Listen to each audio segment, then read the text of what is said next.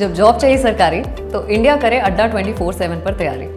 अड्डा 24/7 India number 1 government job preparation app. आप हिंदी बोलते हैं, ये एक संभावना है, प्रबल संभावना है, क्योंकि आप लल्लन टॉप शो देख रहे हैं जो अपने आप को हिंदुस्तानी जबान में बरतता है। और आपका ये जो होस्ट है सौरभ द्विवेदी, इसने मास्टर्स की पढ़ाई की है, एमए की पढ़ाई हिंदी साहित्य में। हम सब ने किसी न किसी कक्षा में हिंदी पढ़ी है। आज मैं आपको जो बयान बताने जा रहा हूं, राजनीति का जो आख्यान बताने जा रहा हूं, इसका हिंदी की कक्षा में पढ़ाए गए एक सबक से सीधा नाता है। एक सबक जो शुरू होता है एक शीर्षक से जिसका नाम है शब्द शक्ति। शब्द में क्या बखान करने की, क्या अर्थ बताने की शक्ति है। और शब्द की शक्ति 3 तरह की होती है: अभिधा, लक्षणा और व्यंजना। अभिधा सीधा अर्थ, लक्षणा कोई और अर्थ है, देखने में सीधा लग रहा है पर निशाना कहीं और है, संकेत कोई और है। और व्यंजना जब व्यंग्यार्थ के भाव से कोई बात कही जाए जो साफ साफ समझ में ना आए, अवरोध के बाद भी समझ में ना आए, पर किसी तीसरे स्तर पर उसका भाव खुले। अब इसका उदाहरण सुनिए। सॉरी सोनिया जी, ये अभिधा में कहा गया है क्या कि हमारे पाले के विधायकों ने ये जो बयान दिए और ये जो बेअदबी की कथित तौर पर आला कमान के नुमाइंदों के साथ, उसके लिए सॉरी सोनिया जी।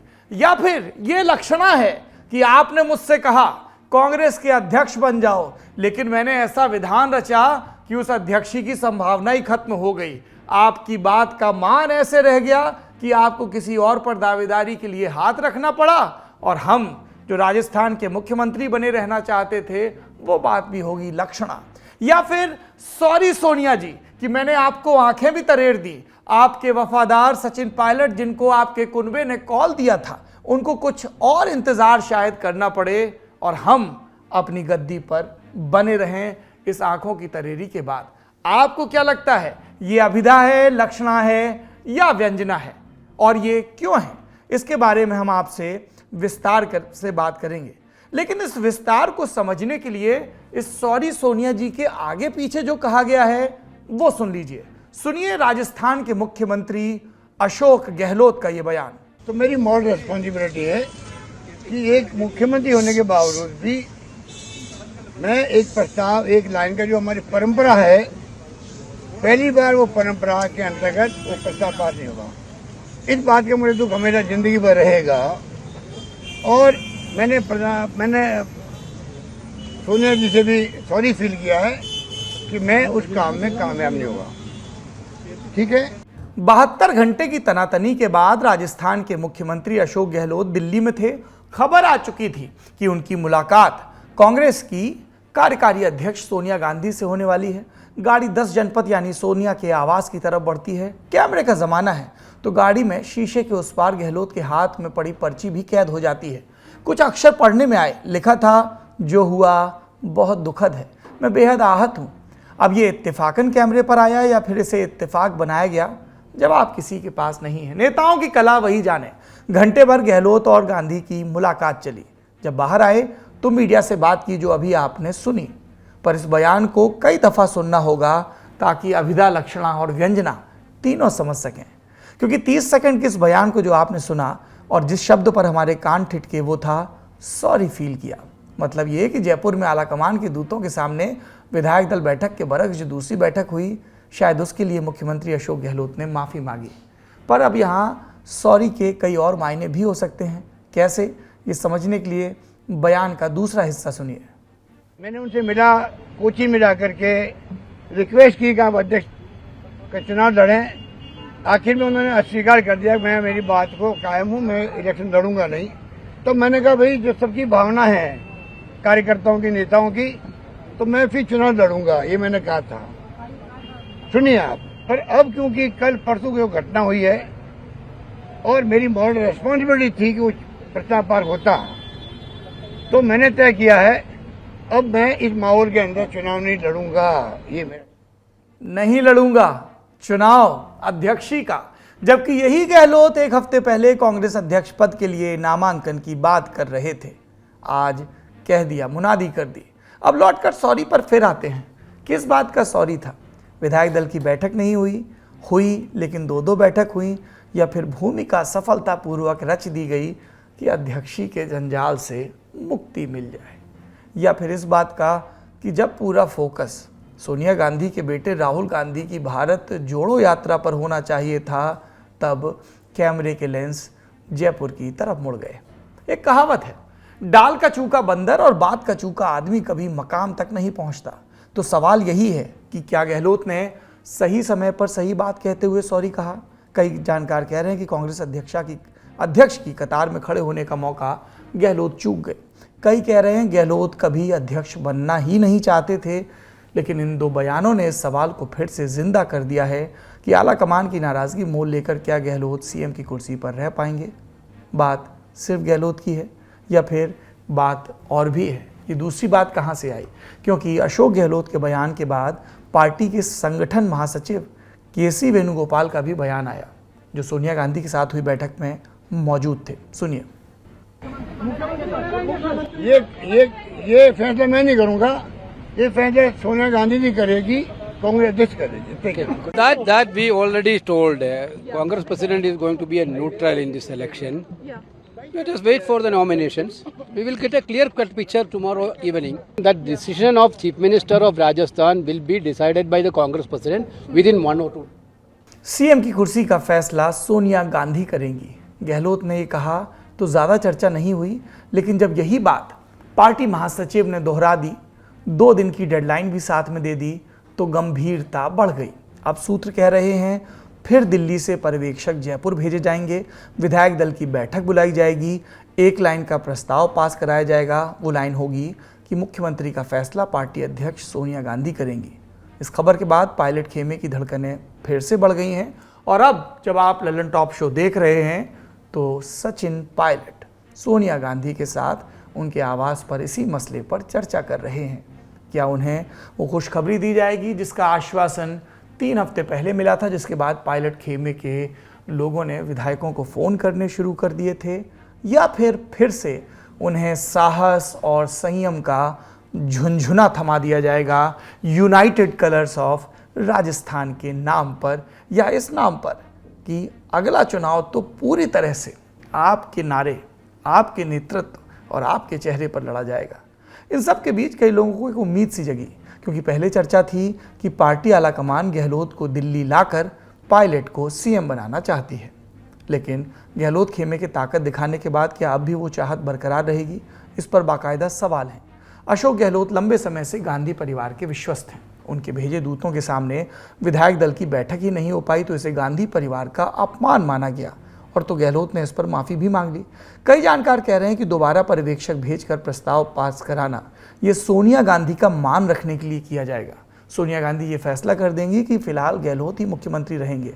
कुछ जानकार कह रहे हैं कि सोनिया गांधी का फैसला कुछ और भी हो सकता है। सब कुछ संभावनाओं और अगर मगर के बीच अटका हुआ है। लेकिन सबसे बड़ा सवाल ये है कि फैसला सिर्फ 10 जनपद से नहीं होगा, फैसला विधानसभा में होगा। किसके पीछे बहुमत खड़ा होगा, फैसला इससे होगा।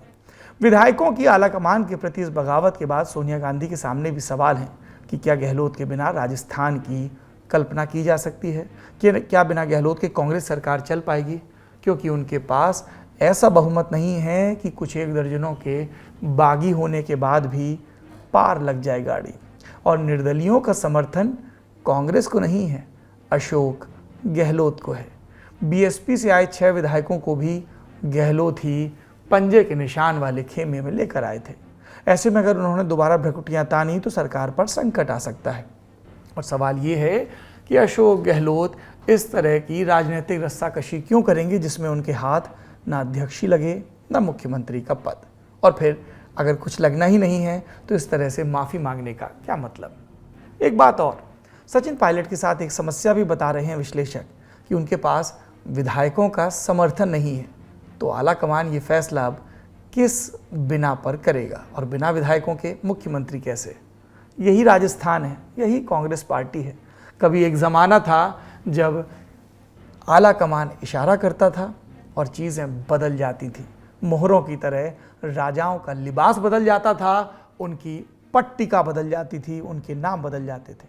उदाहरण सुनिए कुछ। 1971 की बात है, राजस्थान में मोहनलाल सुखाड़िया इतने कद्दावर नेता दशकों से जमे हुए थे, लेकिन उन्हें सीएम पद से हटाकर बरकतुल्ला खां को मुख्यमंत्री बना दिया गया।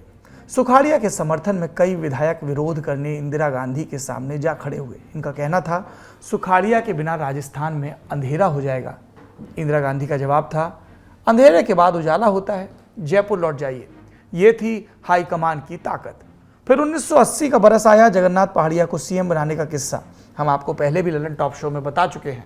संजय गांधी ने एक लाइन में कहा और प्रस्ताव आ गया विधायकों की तरफ से। लेकिन पहाड़िया को हटाने का किस्सा भी जान लीजिए। एक साल बाद ही 1981 में जगन्नाथ पहाड़िया को इस पद से हटाने के विरोध में 98 विधायकों ने चिट्ठी दिल्ली तक भेजी थी। संजय गांधी का तब तक देहांत हो चुका था। राजीव गांधी नए सिरे से पार्टी संगठन को समझने की कोशिश कर रहे थे। नए सिरे से क्यों? क्योंकि पहले एक ऑब्जर्वर के तौर पर अपने घर में हुई आवाजाही को देखा था, लेकिन इन्वॉल्व नहीं थे। लेकिन अब शामिल हो गए थे इन सब चीज़ों में।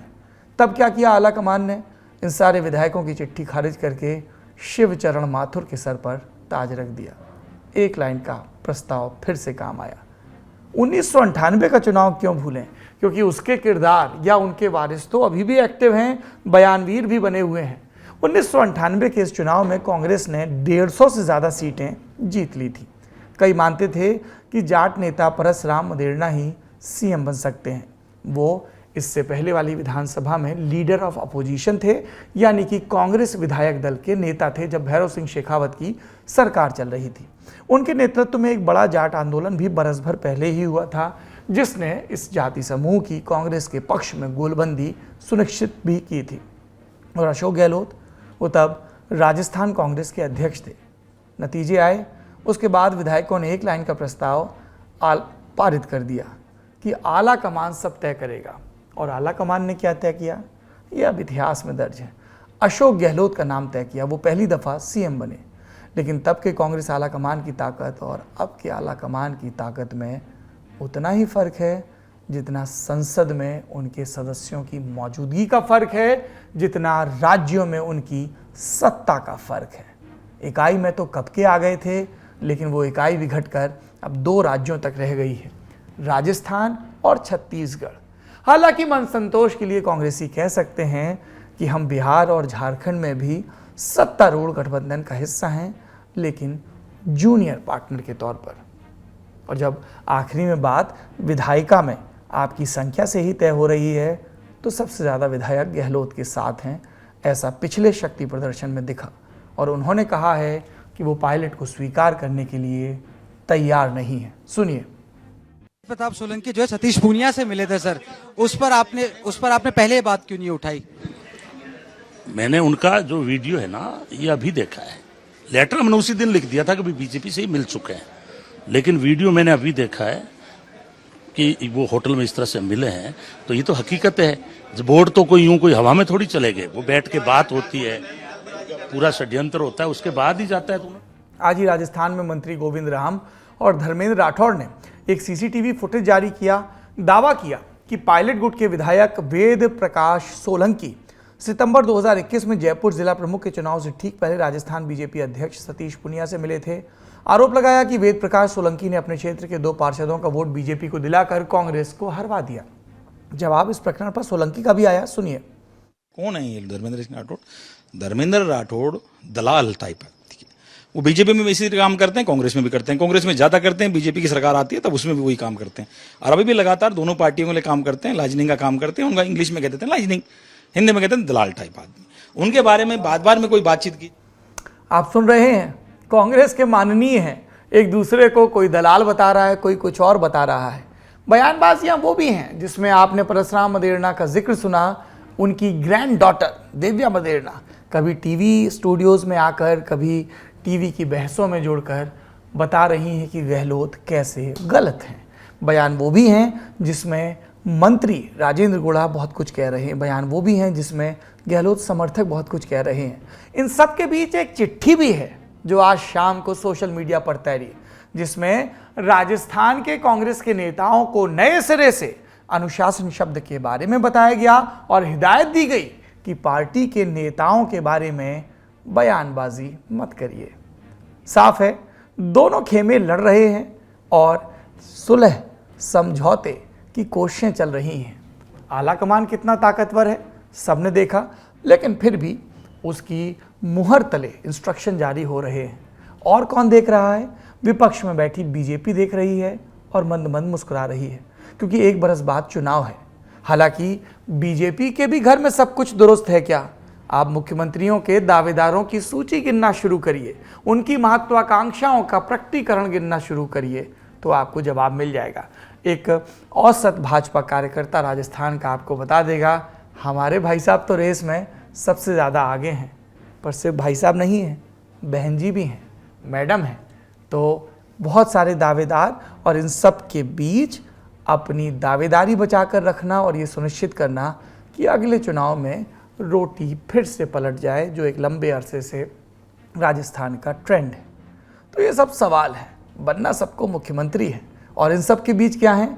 सूत्र हैं जो अति व्यस्त हैं। बताते हैं कि गहलोत की चिट्ठी में सिर्फ सॉरी नहीं लिखा था, पायलट के खिलाफ एक पूरा डॉजियर भी तैयार करके ले गए थे मुख्यमंत्री, जिसमें मानेसर में हुई बगावत का जिक्र था, और जिक्र इस बात का भी कि मानेसर प्रकरण के दौरान सुप्रीम कोर्ट और हाई कोर्ट में विधानसभा के स्पीकर के खिलाफ लगाई गई पायलट ग्रुप की याचिका को अभी तक वापस नहीं लिया गया है।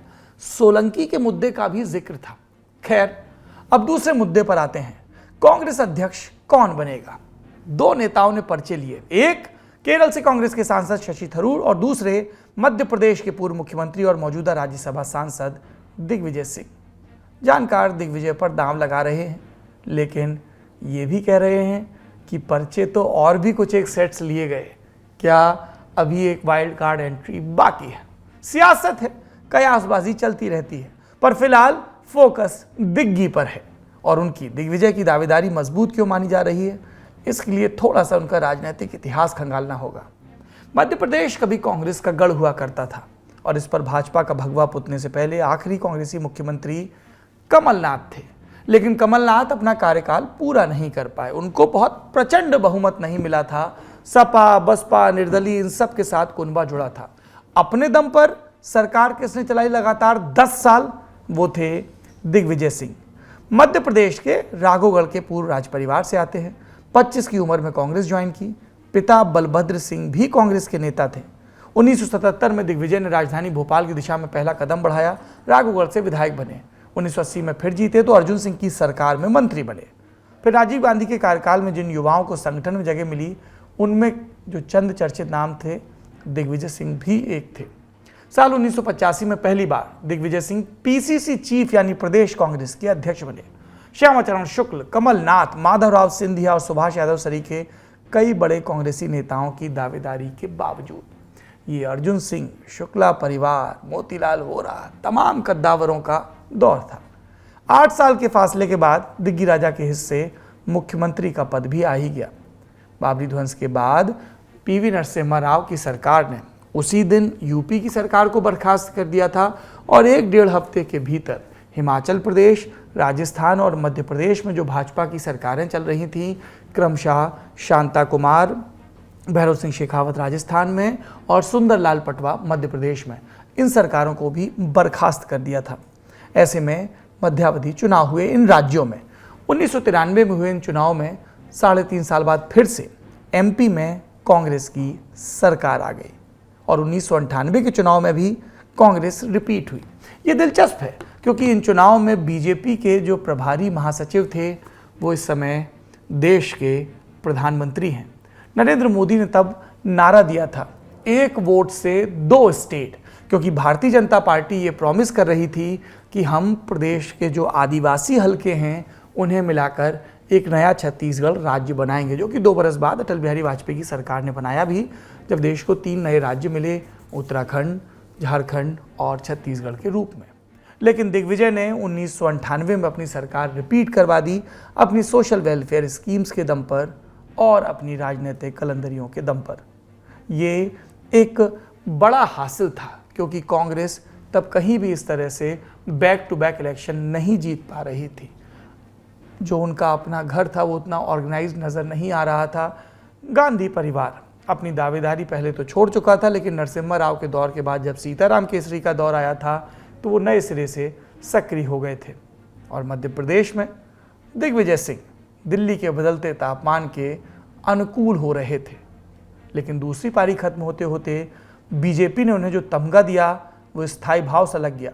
नारा दिया गया मिस्टर बंटाधार।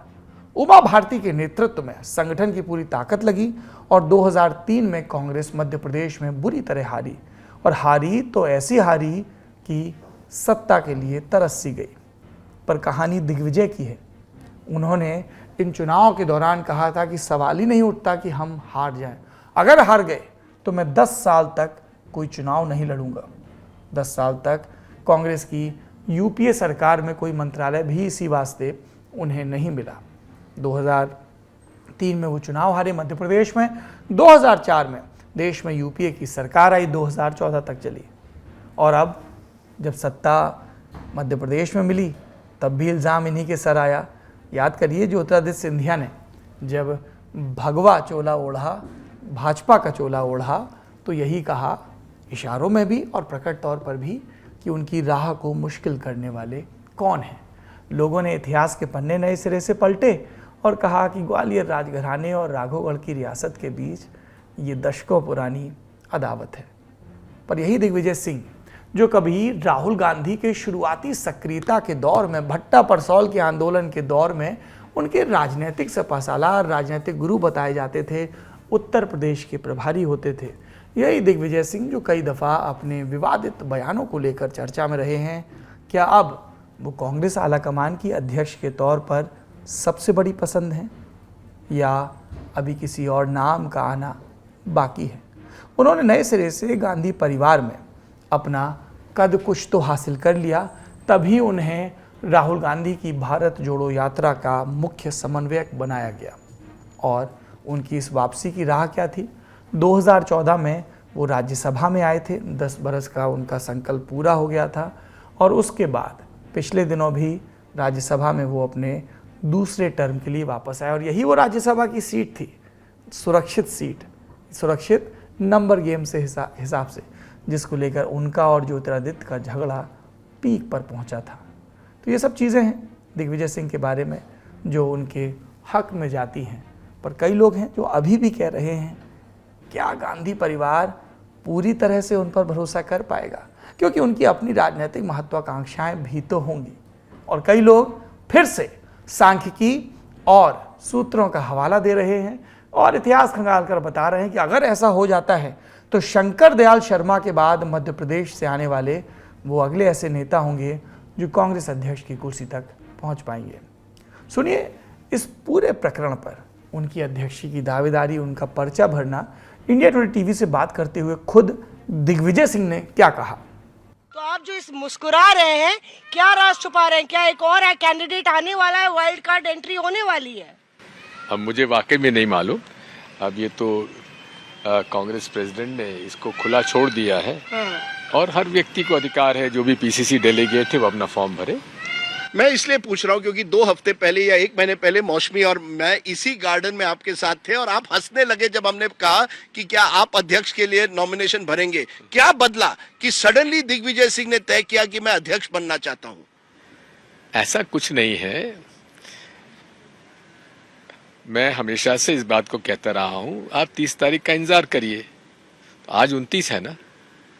नहीं, क्या ये आपने पहले से मन बना लिया था या जो अशोक गहलोत के साथ हुआ उसके बाद दिग्विजय सिंह ने तय किया कि अब मैं इस लड़ाई में कूद जाऊंगा? सच्चाई बताइए। देखिए, बात यह है कि अभी तक ऐसा ही महसूस किया जा रहा था कि शायद अशोक गहलोत जी हमारे ऑफिशियल कैंडिडेट हो सकते हैं, तो हमने स्वीकार किया। और अगर अशोक गहलोत जी चुनाव में खड़े होते हैं तो उसको हम लोग हमेशा इज्जत से देखते हैं, क्योंकि अशोक गहलोत जी एक ऐसे व्यक्ति हैं जिन्होंने हमेशा से पार्टी के हित में काम किया है और गांधी विचारधारा के हैं और लॉयल रहे हैं हमेशा पार्टी के। लेकिन ये जो अभी अप्रिय घटना हो गई जयपुर में, जिसे टाला जा सकता था, उसके कारण ये दिक्कत आ रही है। आप ऑफिशियल कैंडिडेट हैं नहीं। आपने कहा कि अशोक गहलोत ऑफिशियल कैंडिडेट, नहीं, क्या नहीं, उनकी नहीं। जगह आप ऑफिशियल कैंडिडेट नहीं, हैं? नहीं, मैं कोई ऑफिशियल कैंडिडेट नहीं हूँ। मैं अपना स्वयं के विवेक से खड़ा हुआ हूँ। मुझे किसी ने खड़ा होने के लिए नहीं कहा। ऑफिशियल का तो पता नहीं, पर कॉन्फिडेंट बहुत नज़र आ रहे हैं। पर कई सूत्र कह रहे हैं कि थोड़ा निष्पक्षता दिखती रहे। राजनीति में परसेप्शन बहुत महत्वपूर्ण है, इसलिए कांग्रेस का प्रथम परिवार किसी भी कैंडिडेट का नाम नहीं लेगा। पर खुद दिग्विजय ने सूत्र दे दिए कि अशोक गहलोत ऑफिशियल कैंडिडेट थे, जबकि कहा जा रहा है कोई भी ऑफिशियल कैंडिडेट नहीं है। तो ये कांग्रेस की राम कहानी है, जिसमें अभी और सफ़ेद जुड़ने हैं, क्योंकि 30 सितंबर पर्चा भरने का आखिरी दिन है। पर्चा होगा तो चर्चा भी होगी, चलती रहेगी। हमारी बड़ी खबर यहां पर पूर्ण होती है। अब गौर करते हैं सुर्खियों पर। पहली सुर्खी आज फिर सर्वोच्च न्यायालय के एक फैसले से बनी। आज न्यायालय ने साफ कर दिया कि सुरक्षित और कानूनी रूप से वैध गर्भपात यानी सेफ लीगल एबॉर्शन हर महिला का हक है, चाहे वो शादीशुदा हो या ना हो। न्यायालय के फैसले पर आने से पहले आपको मामले का बैकग्राउंड बता देते हैं। इस साल जुलाई के दूसरे हफ्ते में एक महिला ने दिल्ली हाईकोर्ट में याचिका लगाई। 25 साल की ये महिला मणिपुर से थी, फिलहाल दिल्ली में रह रही थी। उन्होंने कोर्ट को बताया कि वो प्रेग्नेंट हैं और एक ये कंसेंशुअल रिलेशनशिप का नतीजा है, यानी लड़का और लड़की ने अपनी मर्जी से संबंध बनाया। लेकिन वो अब इस बच्चे को नहीं चाहती, क्योंकि उनका साथी उनसे शादी नहीं करना चाहता। उस वक्त महिला को 23 हफ्तों और 5 दिन का गर्भ था, लेकिन दिल्ली हाईकोर्ट ने अबॉर्शन की अनुमति नहीं दी। अब सवाल उठता है कि महिला को अबॉर्शन के लिए कोर्ट की अनुमति क्यों चाहिए थी। कारण है देश का कानून। 1860 में बनी भारतीय दंड संहिता आईपीसी की धारा 312 के तहत गर्भ सिर्फ तब गिराया जा सकता है जब महिला की जान बचाने के लिए ऐसा करना जरूरी हो। इसके चलते सुरक्षित अबॉर्शन के रास्ते सीमित थे, क्योंकि डॉक्टरों को डर होता था कि अगर पुलिस को ये मालूम चल गया कि वे अबॉर्शन कराते हैं तो जेल हो जाएगी। मजबूरन लड़कियां और महिलाएं छिपकर झोला छाप डॉक्टरों और दाइयों से अबॉर्शन कराती थीं, जो कतई सुरक्षित नहीं था। फिर 1971 में आया medical termination of pregnancy act यानी एमटीपी। इसके तहत 12 हफ्तों तक का गर्भ एक डॉक्टर की सलाह पर अबॉर्ट किया जा सकता था। 12 से 20 हफ्तों तक के गर्भ को 2 डॉक्टर्स की सलाह पर अबॉर्ट किया जा सकता था, लेकिन इसमें शर्तें थीं। महिला के जीवन पर खतरा हो, अजन्मे बच्चे को कोई गंभीर मानसिक या शारीरिक बीमारी हो जिससे वो आजीवन विकलांग रहे। फिर 2021 में कानून में संशोधन करके सुरक्षित गर्भपात को और सरल बनाया गया। अब 20 हफ्तों तक का गर्भ एक डॉक्टर की सलाह पर अबॉर्ट किया जा सकता है और 20 से 24 हफ्तों के गर्भ को अबॉर्ट करने के लिए 2 डॉक्टर्स की सलाह चाहिए। लेकिन सिर्फ 7 कैटेगरी की महिलाएं ऐसा कर सकती हैं। पहला, यौन अपराधों या रेप की शिकार महिलाएं। दूसरा, नाबालिग लड़कियां। तीसरा, गर्भावस्था के दौरान तलाकशुदा या विधवा हुई महिलाएं। चौथा, विकलांग महिलाएं। पांचवां, मानसिक रूप से अक्षम महिलाएं। छठवां, जिनके अजन्मे बच्चे में कोई गंभीर शारीरिक या मानसिक विकार हो। और सातवां, सरकार द्वारा घोषित आपातकालीन परिस्थितियों में फंसी महिलाएं। अब समस्या यह है कि 2021 के सुधार के बावजूद कानून में अविवाहित महिलाओं के लिए कोई प्रावधान नहीं था और इसीलिए याचिकाकर्ता महिला को अदालत से राहत नहीं मिली थी। महिला बच्चा नहीं चाहती थी, इसलिए राहत मांगने सुप्रीम कोर्ट पहुंची और अब सुप्रीम कोर्ट ने एक ऐतिहासिक और प्रगतिशील फैसला दिया है। Justice DY Chandrachud, justice AS Bopanna और जस्टिस जेबी पारदीवाला की बेंच ने कहा, लिव इन में रह रही महिलाओं को medical termination of pregnancy rules के तहत सुरक्षित अबॉर्शन के अधिकार से वंचित करना असंवैधानिक है। 1971 के एमटीपी कानून को विवाहित महिलाओं को ध्यान में रखकर लिखा गया था, लेकिन कानून का काम है वक्त के साथ बदलता चले। संयोग से आज जब यह फैसला आया तो मौका इंटरनेशनल सेफ अबॉर्शन डे का था। वैसे ये बात बेंच की जानकारी में नहीं थी। अदालत में मौजूद एक वकील ने यह बात बेंच को बताई। सुप्रीम कोर्ट ने अपना फैसला सुनाते हुए एक ऐसे मुद्दे को भी छुआ जिस पर हाथ रखने से भारत में नेता बहुत डरते हैं। मैरिटल रेप यानी शादी के बाद पति द्वारा पत्नी का रेप भारत में से अपराध नहीं माना जाता। महिला चाहे तो घरेलू हिंसा की शिकायत कर सकती है, लेकिन मैरिटल रेप की नहीं। इसीलिए बार बार इस पर सख्त कानून बनाने की मांग होती है, लेकिन सरकार इस तर्क के पीछे छिप जाती है कि विवाह नामक संस्था समाज के लिए बहुत जरूरी है। मैरिटल रेप पर कानून बना दिया तो ये संस्था भंग होने लगेगी। लेकिन सुप्रीम कोर्ट ने आज बिल्ली के गले में घंटी बांध ही दी। गर्भपात के अधिकार पर फैसला देते हुए जस्टिस चंद्रचूड़ के नेतृत्व वाली बेंच ने कहा कि medical termination of pregnancy act and rules के संदर्भ में मैरिटल रेप को रेप ही माना जाएगा, यानी सजा होगी। बेंच ने कहा कि जिन महिलाओं के साथ उनके पतियों ने उनकी इच्छा के विरुद्ध संबंध बनाए और उन्हें गर्भ ठहरा, उन्हें एमटीपी कानून के तहत रूल 32B ए, ये नंबर एकदम से आता है तो कंफ्यूजन हो जाता है, 3BA के तहत सर्वाइवर्स ऑफ सेक्सुअल असॉल्ट और रेप और इंसेस्ट माना जाएगा। सेक्सुअल असॉल्ट और रेप आप समझते हैं, इंसेस्ट का मतलब होता है परिवार के भीतर ही यौन संबंधों का बनना। बेंच ने एक अहम काम और किया। Protection of children from sexual offences act 2012 में ये व्यवस्था है कि जब नाबालिग लड़की एबॉर्शन के लिए डॉक्टर के पास पहुंचे तो वो पुलिस को सूचित करे। कोर्ट ने पॉक्सो कानून पर टिप्पणी करते हुए कहा कि ये कानून कंसेंट को नहीं समझता। नाबालिग लड़कियां अपनी मर्जी से किसी के साथ संबंध बनाती हैं और इसके नतीजे में गर्भ भी ठहर सकता है। ऐसे में पुलिस को सूचित करने की बंदिश के चलते लोग गैर कानूनी तरीके से अबॉर्शन करवाते हैं, जो कि जोखिम भरा होता है। इसलिए ये व्यवस्था दी जाती है कि ऐसे मामलों में भी डॉक्टर पुलिस को सूचित करेंगे, लेकिन लड़की का नाम और पहचान जाहिर नहीं करेंगे। भारत जैसे देश में शर्म और लिहाज का बड़ा महत्व बताया जाता है, लेकिन इन दो चीज़ों के पीछे छिपकर हमारे समाज ने महिलाओं का खूब शोषण किया।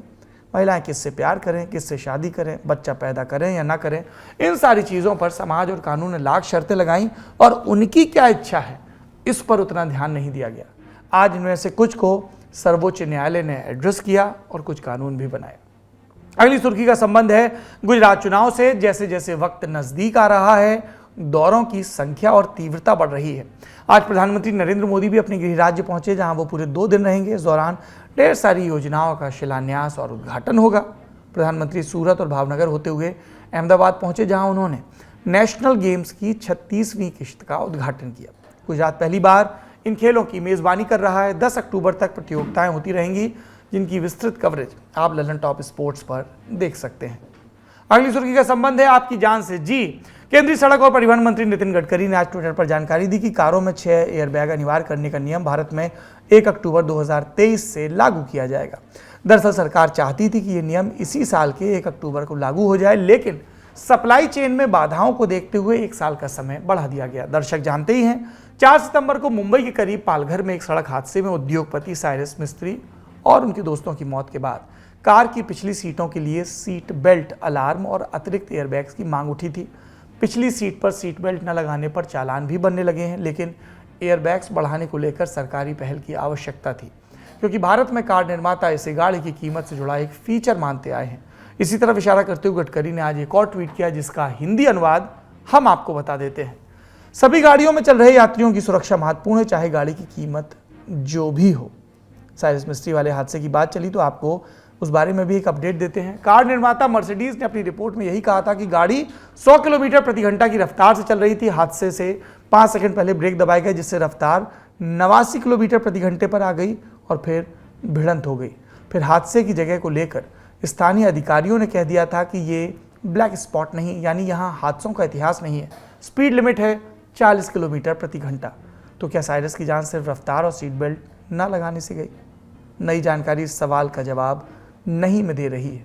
जिनेवा स्थित इंटरनेशनल रोड फेडरेशन IRF के इंडिया चैप्टर ने उस सड़क का ऑडिट किया जिस पर साइरस की कार हादसे के चलते मौत हुई, यानी NH48 का वो हिस्सा जो गुजरात के अछद और महाराष्ट्र के पालघर के बीच पड़ता है। अपनी रिपोर्ट में IRF ने NH48 में कई खामियों को उजागर किया। इस रिपोर्ट के मुताबिक सड़क का ठीक तरीके से रखरखाव नहीं हो रहा, कई अहम जगहों पर रोड मार्किंग और साइन बोर्ड गायब हैं। 70 किलोमीटर की सड़क में कम से कम 24 जगहों पर डिवाइडर या तो क्षतिग्रस्त हैं या बीच में जगह छूटी है। इसके अलावा हादसे वाले पुल से ठीक पहले सड़क 2 हिस्सों में बंटती है, जिसका अंदाज़ा आसानी से नहीं लगता है। ये ऑडिट भारतीय राष्ट्रीय राजमार्ग प्राधिकरण NHAI की रजामंदी से हुआ था और रिपोर्ट केंद्रीय सड़क परिवहन मंत्रालय को दे दी गई है। देखना होगा सड़क की खामियों पर सरकार की तरफ से क्या कार्रवाई होती है। ये था आज का ललन टॉप शो। उम्मीद है कल फिर मुलाकात होगी। शुक्रिया, शुभ रात्रि। ललन टॉप का सबसे ठस, ठेठ और ठसकदार बेबी आ गया है ललन टॉप का पॉडकास्ट, जिसका नाम है बाजा, और ये बजेगा सिर्फ ललन टॉप ऐप पर।